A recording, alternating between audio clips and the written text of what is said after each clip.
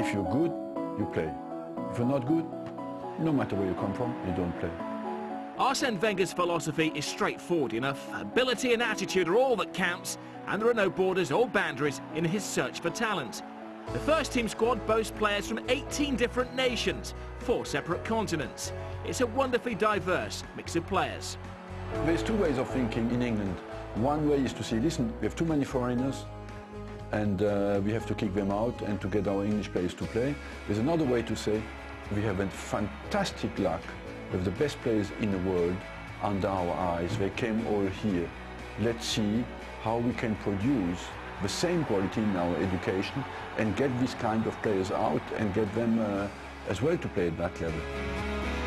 Arsenal's scouting network spreads right across the globe and is the envy of every other football club. And in Southeast Asia, the club is making groundbreaking progress in trying to find new players and developing commercial links. To develop the Arsenal name, you have 2 ways to do it, is to make a tour and take money and take advantage of your popularity, or have a real exchange of our technical knowledge, and we could be paid back by scouting some special talents who exist in the country.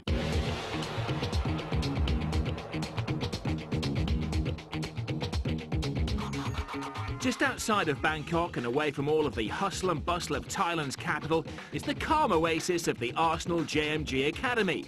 This facility accommodates young players between the ages of 12 and 18 who've been specially selected because of their outstanding talent. And it's not just about football. Intelligence, technical quality, and the spirit of the play, you know. And we try to teach them respect through the education we give them in these schools. It is basically, we teach them the values that team sport can teach people. And respect your opponent, be fair, try to have a positive play, behave properly in life. We give them school lessons as well. So we try to educate them properly, like everybody should do it. So the philosophy is to make a good human being and also high-level professional football players. So we focus on the 2 sides. I mean, education is very important, football is very important, and they will learn to speak English, learn to speak French. Also on the other side we have a sport education. They play 3 hours a day, so they're quite sure when they finish the program at the academy they can play normally 99% in the Premier League in their country. Monitoring player development on behalf of Arsenal is a man who'll be familiar to fans, having made over 100 appearances for the Gunners during the 90s and having scored the odd goal or 2 along the way. It's gone past Anderson.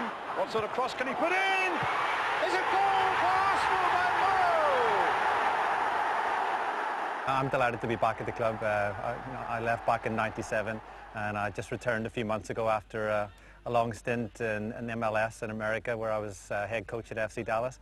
Basically I look after the technical aspect of all of our international partnerships and the academies that are attached to those.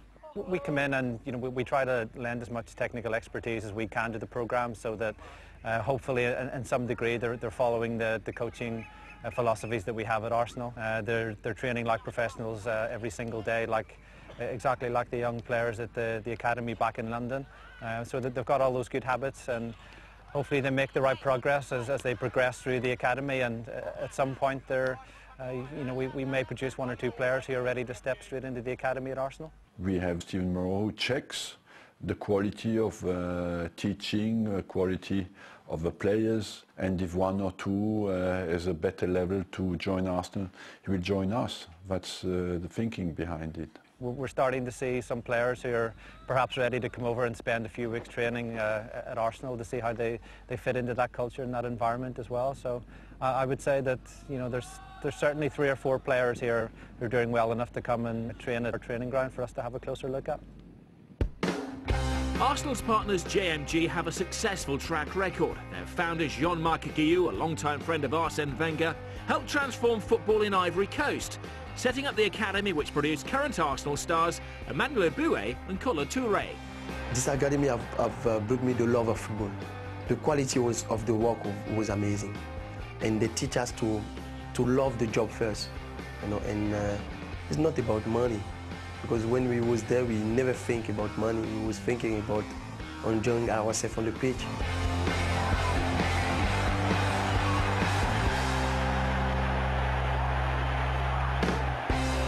It was very, very special for us, because when we go there, you know, we got the opportunity to play because of they helped me a lot. So I was very happy, you know. They teach you to be a man, you know, like respect the others as well, and have some discipline in your life. And I think that's really, really helpful defender. That academy was very important for us. You know, now I say thank you God, because I'm feeling very well, and I'm happy, you know, to be here. It's a buoy! It's 4-0! I had some great memory, and I think that's my best time in my life, I think. And I will never forget about this academy defender. Touré going for it! Oh, what a goal by Kolo Touré! We got a huge success in Ivory Coast because we got Kolo Touré, Eboué, Yaya Touré, Aruna Dundan, Zokora, Kalou from Chelsea. All those guys are coming from our academy. So it was huge what we did in Ivory Coast. And for the first time, Ivory Coast been to the World Cup. And in the World Cup, 9 of the 11 players came from our academy. This never happened before in the story of the football. As Ivory Coast has experienced a football revolution, the hope is that the game in Southeast Asia will undergo a similar transformation. As well as Thailand, Arsenal have an academy in Vietnam. It's a tremendous facility just outside of Ho Chi Minh, a place called Pleiku, and there's a great group of players on that program as well. Great technical ability, and we're hoping that they'll grow physically as well, so that they can, you know, adjust to the Premier League a bit more quickly. But you know, I'm very excited by some of the players and talent that we've got there. There's no obvious reasons why any given country in the world cannot produce a world-class player. But you could say that from Algeria, but just a simple fact that players like Zidane have grown up in France, have benefited from schools, they become world-class players. Nasri is the same. Originally, he was Algerian, but he grew up in France and became a world-class player. Why? Because they had the luck to have a proper football education.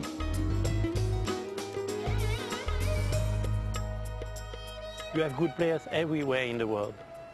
Football is universal. Everybody can play football. It's the way to educate. Now, the only physical aptitude that you need to be powerful. But you can be powerful if you are 1m65, 1m70. The best player in the world, Maradona or Messi or many of them, are only 170. The best players are small. So we're definitively sure that we will bring football players from Asia in Europe. We are convinced that 2 or 3 of those guys can reach the top, so that means can go to Arsenal. And what impact will that have over here? It will be unbelievable if one Thai guy go to Arsenal. It will be, you will have 50 million fans here. Arsenal are already building their supporter base in this part of the world. There's several Arsenal stores in Thailand, selling just about everything any fan could ever need. Since we established the shop in December 2006, Thai people has been more and more aware of Arsenal. I think it's just like a landmark, you know, like this is the first shop outside of UK. We have another 12 outlets throughout the country. There are 2 types of clients. For the real fan, definitely they have to buy jersey. And the other group, they might buy all those, like, you know, casual wear, which they can wear in all occasions. And the most popular one might be polo shirt and t-shirt. And do they get as passionate as Arsenal fans in the UK watching the team? Yes, they do. You know, they have to go to the place like pubs and bar where they also, you know, televise the live match, and they eating, drinking, and watching the game together. Enjoy it.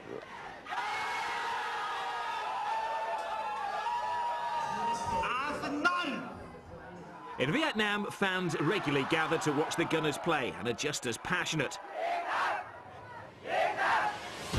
There's growing demand in this part of the world, and new commercial opportunities are emerging all of the time.